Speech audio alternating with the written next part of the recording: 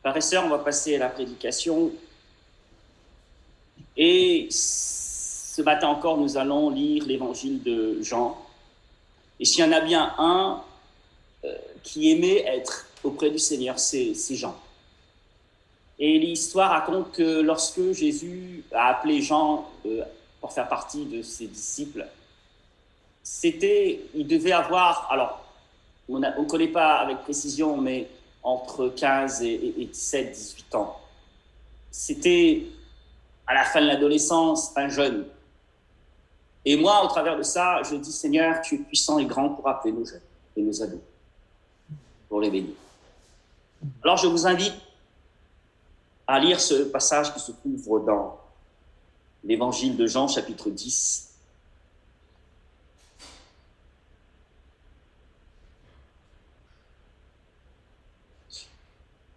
Verset 1er. En vérité, je vous le dis, celui qui n'entre pas par la porte dans la bergerie, mais qui y monte par ailleurs, est un voleur et un brigand. Mais celui qui entre par la porte est le berger des brebis. Le portier lui ouvre et les brebis entrent, entendent sa voix. Il appelle par leur nom les brebis qui lui appartiennent et il les conduit dehors. Lorsqu'il a fait sortir toutes ces brebis, il marche devant elles. Et les brebis le suivent parce qu'elles connaissent sa voix. Elles ne suivront point un étranger, mais elles fuiront loin de lui parce qu'elles ne connaissent pas la voix des étrangers. Jésus leur dit cette parabole, mais ils ne comprirent pas de quoi il leur parlait. Jésus leur dit encore, en vérité, je vous le dis, je suis la porte des brebis. Tous ceux qui sont venus avant moi sont des voleurs et des brigands, mais les brebis ne les ont point écoutés. Je suis la porte. Si quelqu'un entre par moi, il sera sauvé. Il entrera, il sortira, il trouvera des pâturages. Le voleur ne vient que pour dérober, égorger et détruire, mais je suis venu afin que les brebis aient la vie et qu'elles soient dans l'abondance. Je suis le bon berger, et le bon berger donne sa vie pour ses brebis. Mais le mercenaire qui n'est pas le berger et à qui n'appartient pas les brebis, voit venir le loup, abandonne les brebis et prend la fuite. Et le loup les ravit et les disperse. Le mercenaire s'enfuit parce qu'il est mercenaire et qu'il ne se met point en peine des brebis. Je suis le bon berger, je connais mes brebis et elles me connaissent, comme le Père me connaît et comme je connais le Père, et je donne ma vie pour mes brebis. J'ai encore d'autres brebis qui ne sont pas de cette bergerie. Celles-là, il faut que je les amène, elles entendront ma voix et il y aura un seul troupeau, un seul berger. Le Père m'aime parce que je donne ma vie afin de la reprendre. Personne ne me l'ôte, mais je la donne de moi-même. J'ai le pouvoir de la donner, j'ai le pouvoir de la reprendre. Tel est l'ordre que j'ai reçu de mon Père. Il y a du nouveau à cause de ces paroles. Il y a eu du nouveau à cause de ces paroles, division parmi les Juifs. Plusieurs d'entre eux disaient « Il a un démon, il est fou. Pourquoi l'écoutez-vous » D'autres disaient « Ce ne sont pas des paroles d'un démoniaque. Un démon peut-il ouvrir les yeux des aveugles ?» Amen. Que le nom du Seigneur soit béni et que ce matin, par son esprit, frères et sœurs, j'aimerais commencer par ce petite histoire. Je regardais dernièrement un film anglais qui se tournait à Glasgow et sur l'histoire d'un jeune homme dont le père était violent. Et ce père aimait se battre. Et lui, cet enfant, à son tour, se battait fréquemment pour rien. Un jour, qu'il marchait sur le trottoir, une voiture s'est garée a priori trop près de lui, ou trop rapidement, bref, il a eu peur. Il s'est mis en colère, et il s'est mis à vociférer, à jurer. Il était de surcroît sous l'effet de la drogue. Il s'approcha de la voiture, il ouvrit la portière, il arracha le conducteur de la voiture et l'agressa violemment. Une violence gratuite. Le visage du conducteur était ensanglanté, la rétine décollée, plusieurs côtes cassées, bref, c'était pas beau à voir. Il fut rattrapé par la justice. Il fut jugé pour acte de violence grave. Mais, il échappa à la prison. Pourquoi? Parce qu'une jeune fille est tombée amoureuse de lui. Et lors de l'audience, là, son avocat, l'avocat qui le défendait, annonçait au juge que la copine de ce garçon violent était enceinte et que c'était peut-être une opportunité pour qu'ils se reconstruisent. Alors le juge, devant cette situation, sans pour autant atténuer son acte, l'a condamné à 500 jours d'intérêt public. Il n'a pas pu assister à l'accouchement. Il vint à l'hôpital plus tard. L'émotion fut vive lorsqu'il rentra dans la chambre où était son enfant. La maman l'attendait. Il prit l'enfant dans ses bras, son fils. Il s'assit sur le lit à côté de la mère. Alors, la mère de l'enfant lui dit la phrase suivante. « Tu sais, la sage-femme m'a dit quelque chose d'important, que le cerveau de notre fils est à moitié formé. » C'était une image, hein, attention. Hein. Il était en pleine forme, l'enfant. Mais la sage-femme a dit cette phrase comme une image, une parabole. Le cerveau de votre fils est à moitié formé. Ou le cerveau de notre fils est à moitié formé. L'autre moitié dépend des parents, de toi et de moi. Cette jeune maman voulait faire comprendre à son mari, à son copain, que cet enfant avait besoin d'un foyer aimant, d'un foyer protecteur, d'un foyer exempt de violence, pour que son développement et sa croissance se passent bien. Ce qu'il deviendra, frères et sœurs, et reconnaissons-le, ce que nous devenons, dépend en partie de nos parents et même du projet parental dans lequel nos parents nous inscrivent.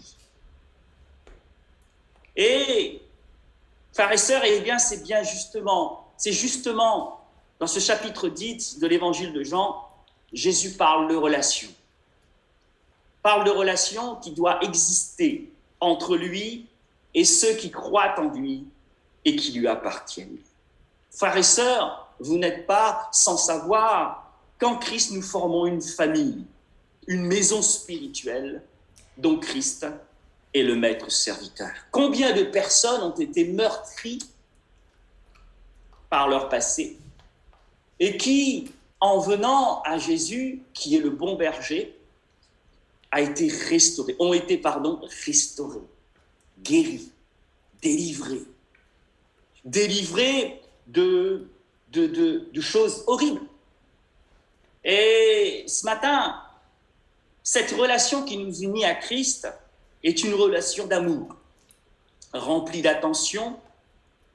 Nous pouvons compter sur sa protection et nous l'avons lu, Christ souhaite nous donner une vie abondante et épanouie. Et c'est ce que je vous propose de voir ce matin. Et pour cela, frères et sœurs, Jésus va prendre l'image du berger. Et l'expression, frères et sœurs, elle est précise. Il y a un adjectif qui en dit long. Je suis le bon berger, comme si il y en avait des mauvais. Et il y a une autre information qui est importante, c'est l'unicité. Et là encore, l'expression nous éclaire là-dessus. Je suis le pronom défini. Bref, qu'est-ce que Jésus est en train de nous dire? Il n'y en a pas d'autre. Il n'y a que lui. Et j'aime ce verset de Psaume 23 qui dit « L'Éternel est mon berger, et je ne manquerai de rien. » Donc, la première pensée que j'aimerais déposer sur votre cœur, parce que ce passage est très, très riche. Hein. Je suis le bon berger, dit Jésus. Alors, l'image du berger. Les Écritures emploient souvent cette image du berger paissant ses brebis pour illustrer la relation de Dieu avec Israël dans l'Ancien Testament et aussi pour illustrer Jésus, la relation de Jésus avec son Église dans le Nouveau Testament. Alors, plusieurs versets, je ne vais pas tous les citer. Je vais prendre juste Ésaïe 40 pour l'Ancien Testament, 40 verset 11. Comme un berger, il paîtra son troupeau. Il prendra les agneaux dans ses bras. Il les portera dans son sein. Il conduira les brebis qui allaitent. Alors, Ézéchiel aussi est pas mal. Ézéchiel 34 verset 11. Car ainsi parle le Seigneur l'Éternel. Voici, je reçois moi-même de mes brebis, j'en ferai la revue. Je suis avec elles, et elles sont mon peuple. Elles, la maison d'Israël, dit le Seigneur, l'Éternel. Vous, mes brebis, brebis de mon pâturage, vous êtes des hommes. Moi, je suis Dieu, dit le Seigneur, l'Éternel. Et dans le Nouveau Testament, en Hébreux 13, verset 20, il est parlé du grand pasteur ou le grand berger des brebis. En 1 Pierre, chapitre 2, verset 25, nous étions comme des brebis errantes, mais maintenant vous êtes retournés vers le pasteur et le gardien de vos âmes. Frères et sœurs, nous l'avons bien compris, toutes ces belles choses, ce sont des choses, des promesses, des bénédictions qui sont pour nous, pour tous ceux et celles qui accepteront Jésus-Christ comme leur sauveur. Dans cette image, cette relation est comparée à celle qui existe entre un berger et ses brebis dont il prend le plus grand soin. Et je peux vous avouer, j'aime bien passer mes vacances à la montagne et j'aime bien regarder ces troupeaux de brebis. Et par la grâce de Dieu, quand j'étais jeune, j'étais chez ma grand-mère et j'ai été berger aussi. J'ai gardé pas des moutons, mais des cabris. Et je peux vous avouer qu'il faut bien les surveiller parce que ces chèvres-là, elles font beaucoup de bêtises. Et Luther dira même une brebis, oh là là, une brebis, c'est pas très intelligente. Elle est pas très débrouillarde, elle aime bien manger et elle suit le berger. Et Jésus nous dit, il est clair, nous étions comme des brebis, donc un peu fragiles, errants en plus, brebis errants. Voilà. Tous les risques là sont réunis pour qu'il y ait une catastrophe. Mais pour celui qui vient à Jésus prend soin de nous, parce qu'il sait comment nous sommes. Et Jésus va même dire, et il va aller plus loin, il dit, un berger connaît personnellement ses brebis. Et il faut dire que ce passage-là, Jésus prononçait cela, et en face de lui, il y avait les docteurs de la loi. Et quand il disait à un moment que je suis le bon berger, et qu'il y a des mercenaires, il pointait vraiment du doigt les responsables religieux qui, au lieu de conduire les brebis à bon port, au lieu de les nourrir, au lieu de prendre soin de ces brebis, qu'est-ce qu'ils faisaient, ces chefs religieux? Ils exploitaient le brebis. Et Jésus dit, je connais mes brebis et elles me connaissent. Et frères et sœurs, au travers des différentes réunions de prière que nous avons pu avoir, j'ai parlé aussi de ce témoignage intérieur qui nous permet, nous qui sommes enfants de Dieu, nés de nouveau, sauvés par grâce, et qui ont reçu l'art de l'esprit, les arts de l'esprit, le Saint-Esprit. Par le témoignage intérieur, nous savons, par la grâce de Dieu, merci Seigneur, reconnaître la voix du bon berger. Et Jésus, après nous avoir appelés, il nous conduit dans la vie éternelle, dans une vie abondante, dans une vie paisible, heureuse. Et même dans ce passage où l'image du berger, il est dit, il est la porte, bien sûr, la porte du salut. Il est parlé de pâturage. Dans ce pâturage, il y a sûrement des eaux pures et abondantes. Et là, vous voyez que je fais une corrélation avec le psaume 23. Cela signifie quoi, frères et sœurs? Cela signifie le bien-être pour ceux qui croient en lui, qui lui appartiennent. Ceux qui sont passés par la vraie porte et qui forment du coup l'Église, dont le Maître est Christ. Autre chose aussi, une pensée forte, Jésus est le bon berger, c'est un berger rempli d'amour pour ses brebis. Pourquoi? Nous le savons tous, frères et sœurs, il a donné sa vie. Les mercenaires, eux, c'est pour un salaire. Et Quand il y a un danger, le mercenaire, lui, qu'est-ce qu'il fait? Il jauge, il juge la situation. Est-ce que ça en vaut la peine? Et là, il est dit, quand il y a des loups, hop, ces mercenaires, ils quittent et ils laissent les brebis tout seuls. Jésus, là, il compare en disant, moi, je ne laisserai pas les brebis tout seuls. Je donne ma vie pour mes brebis. Et du coup, c'est vrai qu'il fustige, il pointe du doigt, il critique vertement les responsables religieux de son temps. Il dit que les docteurs de la loi sont des mercenaires. Ils font tout pour l'appât du gain. Ce sont des mauvais bergers qui ne se mettent pas en peine des brebis. Dès qu'ils voient le danger, ils fuient.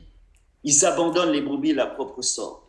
Christ, au contraire, ira jusqu'à donner sa vie pour que ces brebis aient la vie, et la vie en abondance. Frères et sœurs, Christ, par son sacrifice à la croix et par son amour, nous a sauvés d'une ruine éternelle en nous donnant la vie éternelle.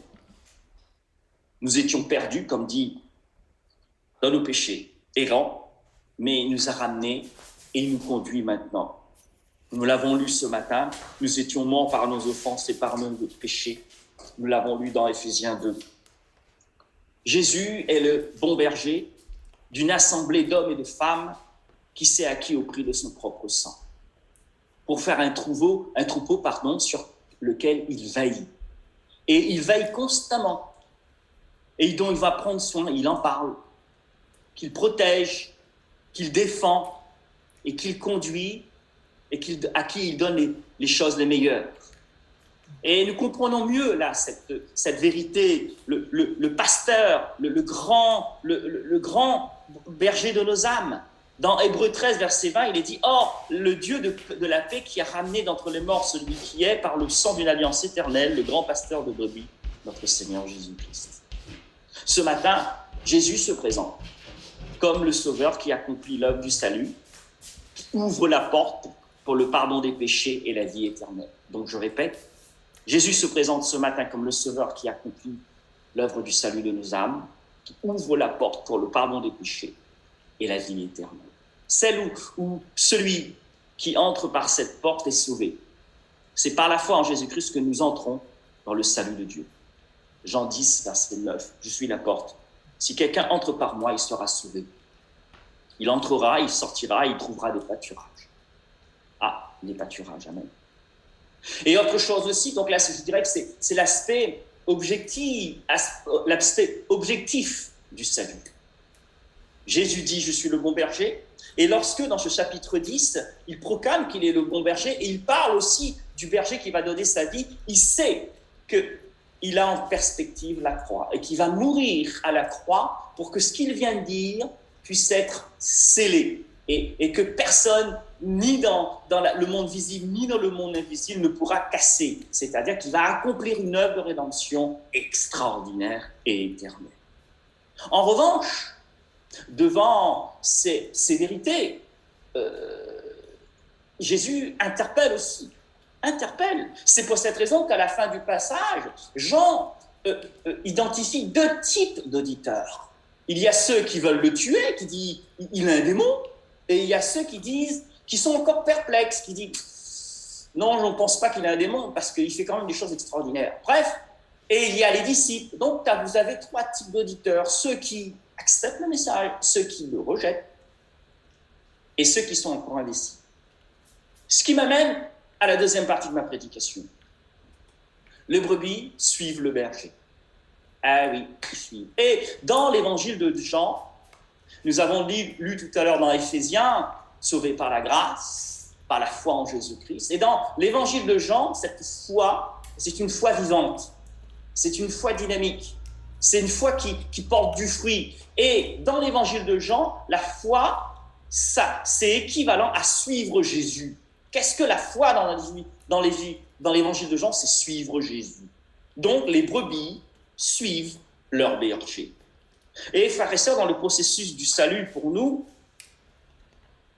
Jésus nous a cherchés, oui, il nous cherche. À chaque fois, frères et sœurs, et ce matin encore, que l'évangile est annoncé, le Seigneur attire notre attention, attire l'attention de tous ceux qui écoutent.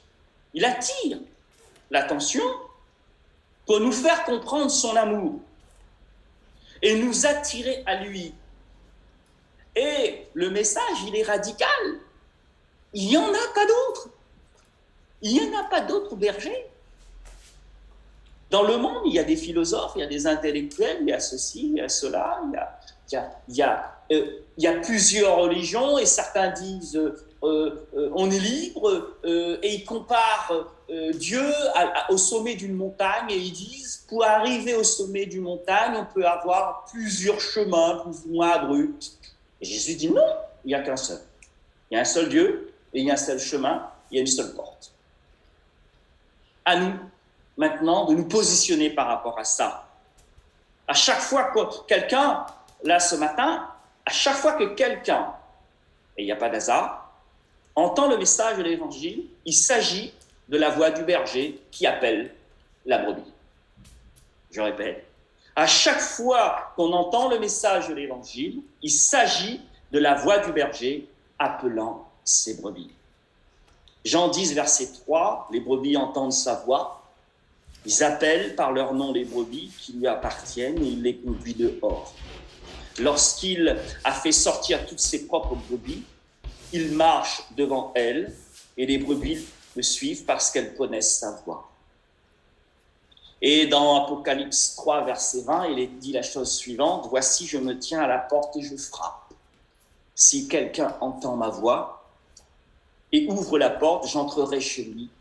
Je souperai avec lui et lui avec moi. » Effectivement, là, il y a encore une notion de porte. Cette porte n'a qu'une seule poignée. Comme chez moi, d'ailleurs, j'ai des portes, il n'y a qu'une poignée. Avant, il y avait des portes, poignée extérieure, poignée intérieure.